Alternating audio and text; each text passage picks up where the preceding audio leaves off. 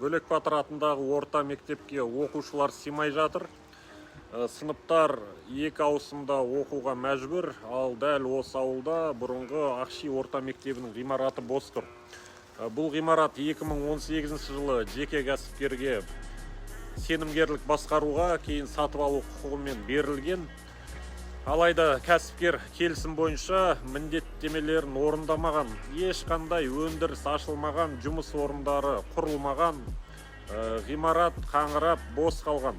Сондықтан 2024 жылғы 18 маусымда Алматы облысының мамандандырылған ауданаралық экономикалық соты жеке кәсіпкердің ғимаратты өз меншігіне өткізу туралы талабын қанағаттандырусыз қалдырды. Яғни сот шешімі бойынша бұл нысан мемлекеттік меншікте қалуы тиіс. Демек, бұл ғимарат қайтадан мектеп қажетіне беріліп, балаларға арналған оқу орнына айналуы керек. Біздің талап бос тұрған бұрынғы Ақши мектебінің ғимаратын мемлекет меншігіне қайтарылып, Бөлек Батыр атындағы орта мектептің оқушыларына пайдалануға берілсін.